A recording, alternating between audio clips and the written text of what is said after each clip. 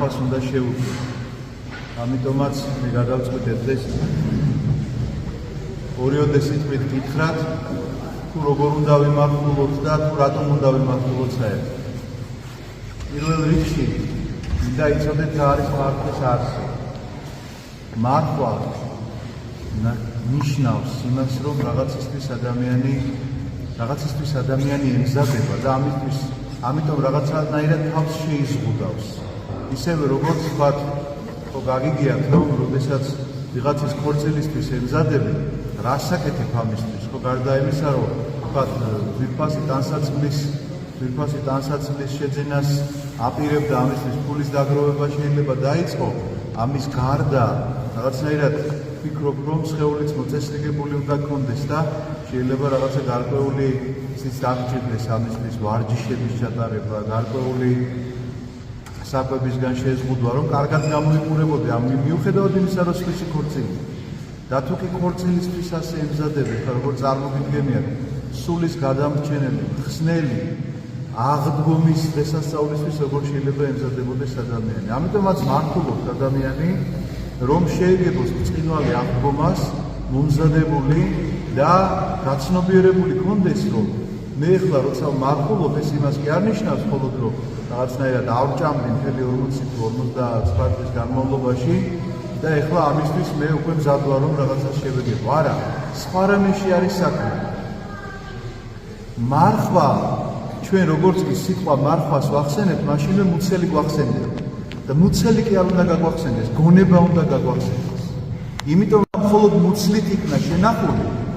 იცოდეთ, რომ ამას მარხვა კი არ ქვია, ამას ქვია რაღაცა დიეტა.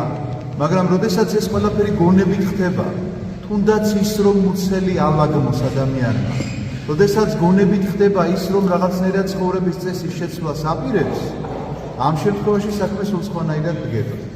აი მარხვაში ჩვენ გვავალებენ რომ წავიკითხოთ განსაკუთრებული ლოცვები. ამ ლოცვებს თან ახლავს მეტანიები. მე მინდა იცოდეთ ამისი თითოეულის მნიშვნელობა თქვენ. სიტყვა მეტანია რას ნიშნავს? ეს უნდა იცოდეთ, იმიტომ რომ მეტანია ფიზკულტურად არ გადაგექცეთ. მეტანია ბერძნული სიტყვაა და გონების შემოbrunებას ნიშნავს.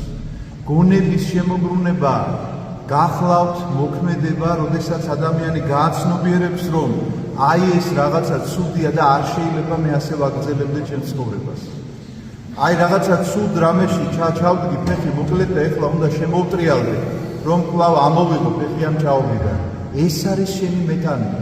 ამიტომ თუ კი აკეთებ ფიზიკურად დღეში 100 მეტანიას, მაგრამ გონებრივად ამაზე არ გიფიქრია, მაშინ ამას ქვია ფიზკულტურა, ისევე როგორც მარხვას მარხვა კი არ დაერქმევა, დიეტა დაერქმევა, ასევე მეტანიას დაერქმევა ფიზკულტურა და მეტი არაფერი. ამიტომაც თუ კი გონებით მართულობს ადამიანი,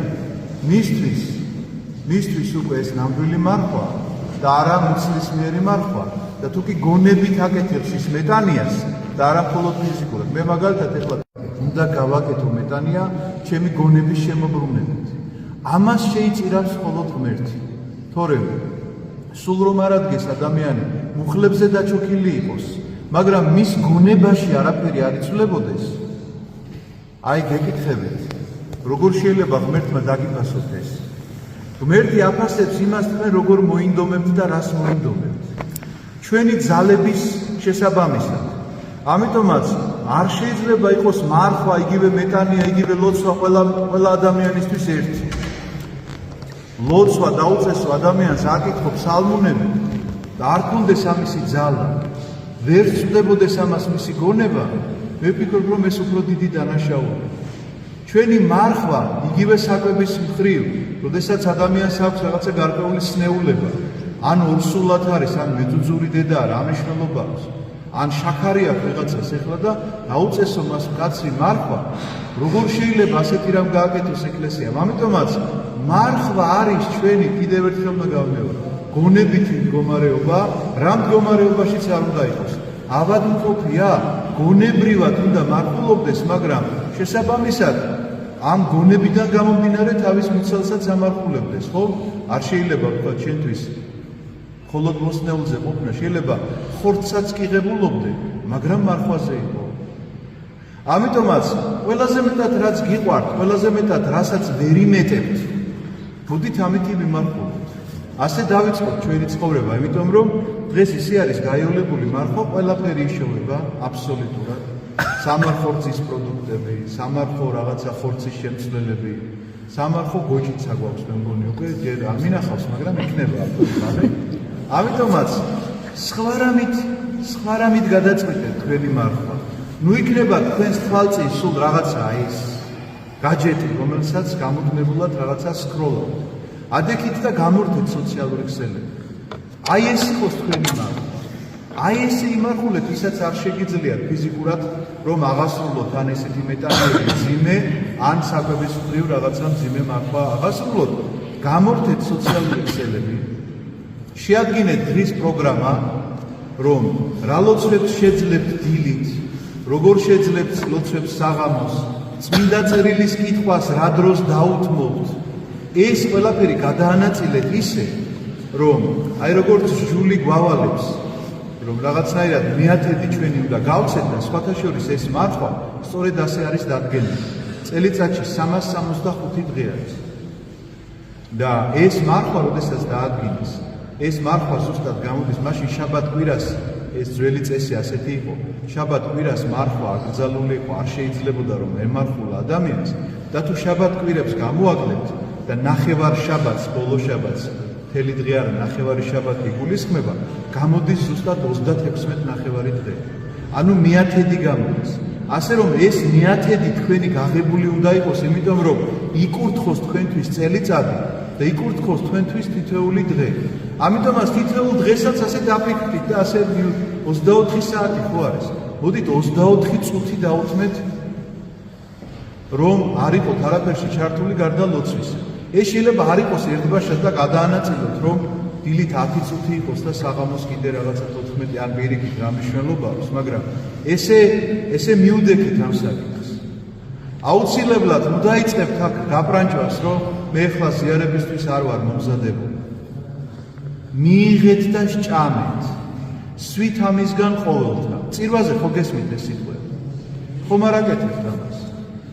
და სამოთხეში რო ესმოდა ადამიანს, რომ ყველა ნაყოფის ხეჭამე, ოღონდ ეს არ ჭამო, ის შეჭამო. ასე რომ უყურმართად ნუ მოვიქცევით ადამიანები რა. როდესაც ეუბნებოდა ადამიანს, აი ყველაფერი შეგიძლია ჭამო, ოღონდ ამ ერთ ხეს არ მიეკარო, ამ ერთ ხის ნაყოფს ნუ შეჭამო. სწორედ იმ ერთი ხის ნაყოფი შეჭამო. ახლა გეუბნება, მიიღეთ და სჭამეთ. შენ ამ დროს რა გაქვს მიზეზად, რატომ არ ღებულობ და რატომ არ ჭამო? აი შეგიძლიათ დამისახელოთ ეს მიზეზი. მე ბევრი მომისმენი. ვიღაცა ამბობს, რომ არ ვარ მზად და მე აღდგომასებობა უკვე მზად არის. ვიღაცა ამბობს, რომ ზიარების წინა ლოცვების კითხვა ეზარება. ვიღაცას კიდე სხვა მიზეზი აქვს, რომ ლოცვას ვერ დაესწრო საღამოს. თუ ვერ დაესწარე ლოცვას, კეთილინებე და სახლში შეასრულე კანონები. ზიარების ლოცვებით შეგიძლიათ გადაანაწილოთ. ვიღაცას ურჩევნია თავიდან ბოლომდე წაიკითხოს ხოლმე ზიარების წინ. მე გირჩევთ, ვისაც არ შეგიძლიათ, ვისაც არა გაქვთ ამისი ნერვი, ყოველ დილის და საღამოს ლოცვებში გადაანაწილეთ და წაიკითხეთ დღეში მინიმუმ 2 ლოცვა ზიარებისა და კვირის ბოლომდე დამთავრებული გექნებათ და მოხვალთ ეს ზიარებით ყოველგვარი დაბრკოლების გარეშე. იმიტომაც მართულობ გონებრივად, იმიტომაც ვიცვლით ცხოვრების წესს, იმიტომაც უნდა მოხდეს ჩვენი გონების შემოbrunება, რომ მივეგებოთ ამ დღესასწაულს, მაგრამ როგორ შეიძლება მიეგებო, თუ კი შენ ამ ზიარებით ასე არ ემზადებ, ამას ყველაფერს. ნუ თქვენ გულში მოძებნეთ ეს მიზეზები, რომ ვიღაცა თორმე ამისთვის მზად არ ყოფილ. ამისთვის არის სწორედ ეს მარხვის დღე, რომ შენ მოემზადო ამ ყოველივესთვის. ეს არის წელიწადის განსაკუთრებული რაღაცა დრო, რომ შენ ღმერთმა დაგიწესა ეს დღეები იმისთვის, რომ ადამიანმა განიწმინდოს სულიერად და ადამიანმა შეიგრძნოს ის საფრთხო სიხარული, რომლითაც უნდა მერე იაროს მთელი წლის განმავლობაში, მომავალ წლამდე, მომავალ აი ასეთ მომზადებამდე. ამიტომაც თითოეულ ჩვენგანს გვჭირდება რაღაცა ხო არის, რომ მოდუნდება ადამიანი და კარგად უნდა შეაჯანჯღარო, მერე რომ კვლავ ახალი ძალებით შეუდგეს საქმიანობას. სწორედ ეს მდგომარეობაა ეს მარხვა, სწორედ ეს მდგომარეობაა ჩვენი სულიერი შეჯანჯღარებისა, ამიტომაც დაიმახსოვრეთ. მეტანია, რომელსაც აკეთებ, ან ფიზიკურად შეიძლება ვერ აკეთებდე, მაგრამ ლოცვის დროს ამას გულისხმობ. შენი გონების შემოbrunებაა. ლოცვა, რომელსაც კითხულობ, არის შენი საუბარი ღმერთთან. წმინდა წერილი, რომელსაც აუცილებლად ყოველდღე უნდა კითხულობდე, არის რომ ღმერთი გესაუბრება შენ და გიცხადებს თავის ნებას. ზიარება, რომლითაც ქრისტესთან შეერთება ხდება, არის ჩვენთვის ცოდვების მოტევება და სულიერი სინათლე და ასე უნდა გამვლოთ ეს მართვა. სხვაგვარად შეუძლებელი. სხვაგვარად ის შეკითხვები, რომ მე ახლა ის მეჭმევა თუ ეს არ მეჭმევა, დაანებეთ ამ გამოძიებას თავი, რაც აუცილებელია თქვენთვის ის მიიღეთ ყველაფერი და გონებით იმართოთ. გირჩევთ, აუცილებლად გირჩევთ აი ამ მარხვაში, რომ მოეშვათ ყველანაირ პოლემიკებს, პოლიტიკურს თუ პირადს, აუცილებლად უნდა შეეშვათ ამას. სხვაგვარად არაფერი არ გამოვა, იმიტომ რომ ადამიანს გონებრივი მარხვა გაგიჭირდება, იმიტომ რომ ამ პოლემიკაში აღმოაჩენ, შეიძლება მართალი ხარ თუ არა, ამას არ აქვს მნიშვნელობა, მაგრამ აღმოაჩენ, რომ ვიღაცა იჩაგრება, ვიღაცა მართალია, ვიღაცა მწვანეა, შენ მისი გამოსარჩლება მოგინდება, ოღონდ გამოსარჩლება არ იცი რა ფორმით უნდა შეძლო, იმიტომ რომ ეს ამბავი შეიძლება აქ სულ არ ხდებოდეს და ამერიკაში ხდებოდეს.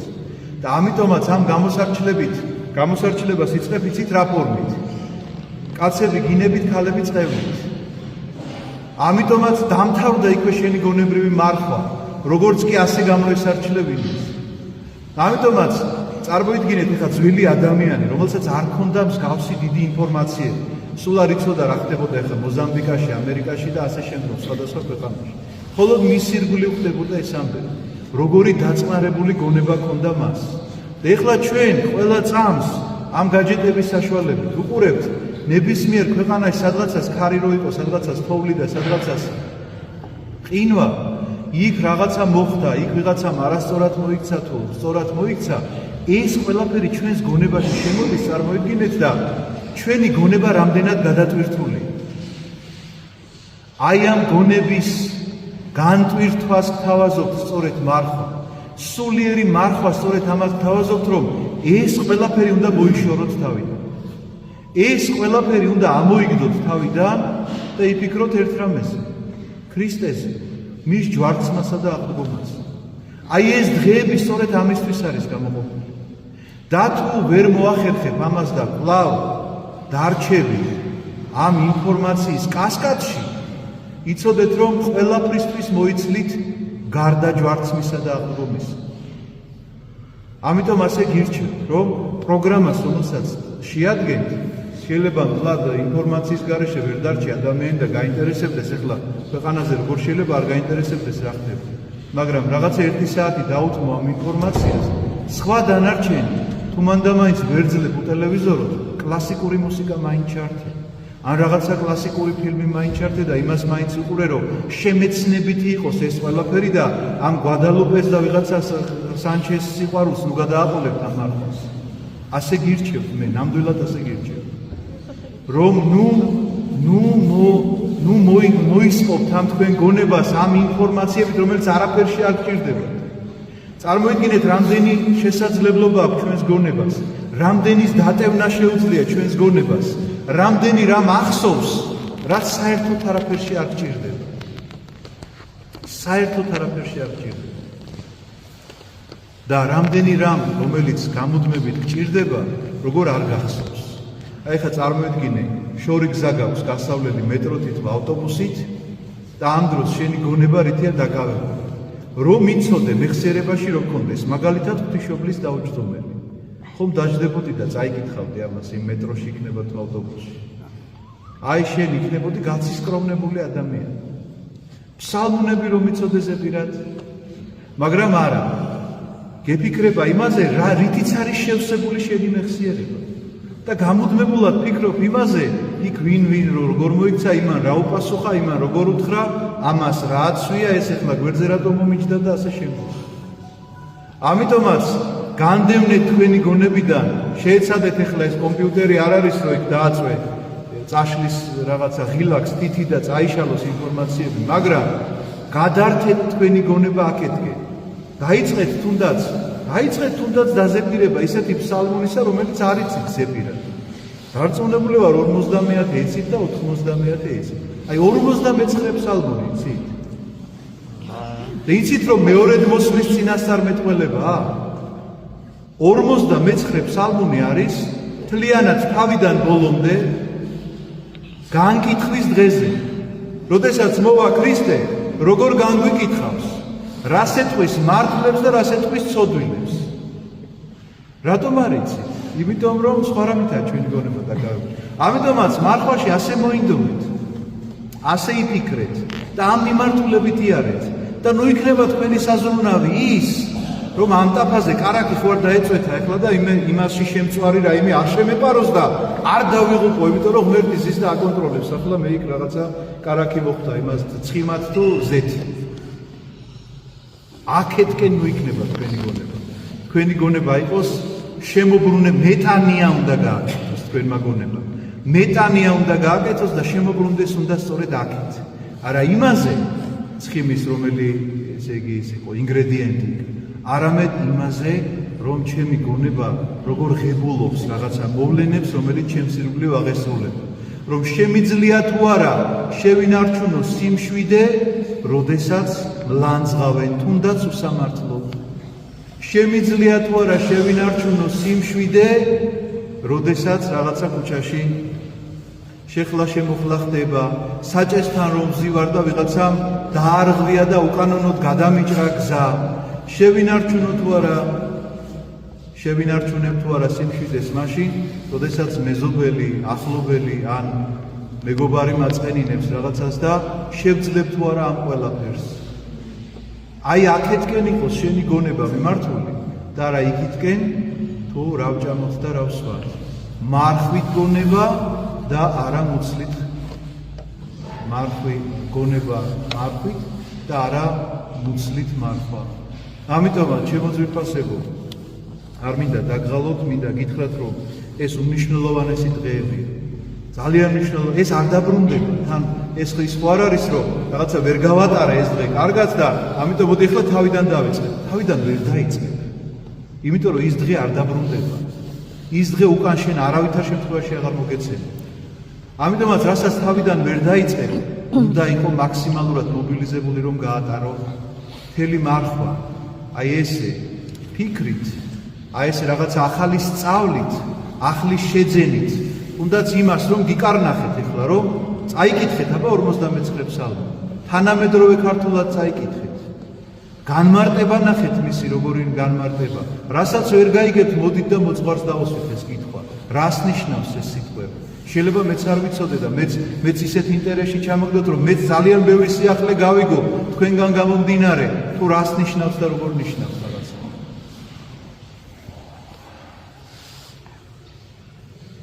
მე მინდა გისურვოთ ყველას ძალა, ღვთის შემწეობა ყოველივე ამაში, იმიტომ რომ რასაც ახლა მე ვლაპარაკობ ეს ადვილი კი არ არის. შენი გონება რო არის ამას ესე მიჩვეული ამ ყოველდღიურ რუტინას, ეხლა ამისი გადართვა ადვილი არ არის. ამას ჭირდება დიდი შრომა, დიდი მონდომება, რაც ყველაზე მთავარია. სურვილი ჭირდება. შენ უნდა გქონდეს ამისი სურვილი. თუ ამისი სურვილი არ გექნა, არაფერი არ გამოვა ეს. დღევანდელ დღეს შენდობის კვირაა, შენდობით იწყება მარხვა. სახარებაც ასეთი იყო წაკითხული თქვენ ისმენდით, ვისაც მიუტევებთ თქვენ შეწოდებებს, თქვენც მოგეტევებთ. თუ არ მიუტევებთ, ისე არ მოგეტევებთ. ამიტომაც ფორმულა პირდაპირ მოცემულია. ცოდვათა მოტევება გინდა, ისწავლე მიტევება. გინდა რომ შეძლო მარხვა, ასე დაიწყე მარხვა. ცოდვათა მიტევება. ეხლა შეიძლება ვინმე მიკითხოს, ეხლა ერთმანეთისთვის არაფერი დაგვიშავებია. რატომ უნდა ვთხოვოთ ერთმანეთს შენდობა? შეიძლება ერთმანეთისთვის არ დაგვიშავებია, მაგრამ ზოგადად ცოდვილი ადამიანები რომ ვართ, ამას ხომ გძნობთ და ვაცნობიერებთ. და ვინც აცნობიერებს ამას რომ ცოდვილია, შენდობა საზოგადოდ უნდა ითხოვოს. განა იმიტომ რომ პირადად შენ გაწყენინე რაღაცა პირადად შენ ან დაგჩაგრე, ან ცუდად მოგეკეცი. არამედ ზოგადად შენდობა უნდა ვითხოვო ყველა ჩემი ცოდვისათვის. იმიტომ რომ თქვენგან მიღებული შენდობით შემეძლოს რაღაცა დიდი ტვირთის ჩამოცილება, მარხვა ხო მოგზაურობა, ამ მოგზაურობაში შევდივართ და ეხლა წარმოიდგინეთ მოგზაურ ადამიანს 200 კილო ტვირთი რომ ჩამოკიდოთ. ხომ ძალიან ძნელი იქნება მისთვის თითოეული ნაბიჯის გადადგმა. ეხლა წარმოიდგინეთ თითოეულმა ჩვენგანმა მისი ეს 200 კილოგრამიანი ტვირთი თითო კილოგრამი ჩამოვაკეთოთ. და მასაც 1 კილოგრამი დარჩა. და ჩვენც თითო კილოგრამით და ასე უფრო ადვილი არ იქნება ეს მოგზაურობა. ამიტომაც ასე შეუმსუბუქოთ ერთმანეთს მდგომარეობა, მივცეთ ერთმანეთს შენდობა. თუ მართლა ნაწყენინები გაქვს ადამიანისთვის, ამას ისედაც არ სჭირდება ეხლა ლაპარაკი რომ შენდობა უნდა მიეცეს. მაგრამ თუ არაფერი გიწყენინებია, ზოგადად ცოდვა, აისახება კაცობრიობაზე, ქვეყანაზე, სამყაროზე მთლიანად, ისევე როგორც ადამი რომ ცოდვით დაეცა, იცით რა მოხდა? რა შუაში იყო მცენარეები და ცხოველები? ცხოველებმა ერთმანეთის ჭამა დაიწყეს და მიწამ აღმოაცენა მცენარეები, სარეველა მცენარეები, რომელიც არავის არაფერში არ სჭირდებოდა. და დღესაც იცით თქვენ რომ არის ესეთი მცენარეები, რომლებიც უნდა ამოთხარო და გადააგდო უბრალოდ, მეტი არაფერს მოქმედი არ არის. და რა შუაში იყო, რა დააშავა მიწამ ან ცხოველმა, მაგრამ მთელ სამყაროზე აისახება ადამიანის ცოდვები და აისახება მის ოჯახზე, აისახება მასზე პირადად. ამიტომაც ვითხოვოთ ერთმანეთისგან შენდობა, რომელთაგან მე ვიქნები პირველი და მაგალითის მომცემი, როგორც წინამძღვარი, რომ მომცეთ შენდობა ჩემი ყველა ცოდვისათვის, რომელიც შეიძლება პირადად არ მიწყენინებია, მაგრამ მე თვითონ ხომ მიგრძვნია, რომ თუნდაც ლოცვაში არ ვიყავ ისეთი გულმოდგინე, როგორც მღვდელს ევალება. ისეთი ყურადღებიანი ვერ ვიყავი, როგორც თქვათ ევალება მოძღვარს რომ იყოს ნამდვილი, მე აქ დირექტორად კი არა ვარ დანიშნული, მამად ვარ დანიშნული და მამობა რომ ვერ გავწიე. ამ ყველაფრისთვის შენდობა უნდა მომცეთ, რა თქმა უნდა. ჩემი დაუდევრობისთვის და ჩემი შეცდომებისთვის, ყველაფრისთვის უნდა მომცეთ შენდობა, ისევე როგორც მე ჩემი მხრიდან გაძლევთ ყველას შენდობას, ღმერთმა შეგინდოთ და გაგახაროთ ყველანი. ამინ. ჩვენთან კრიტელის კანონები წაიკითხება საღამოს 4 საათზე.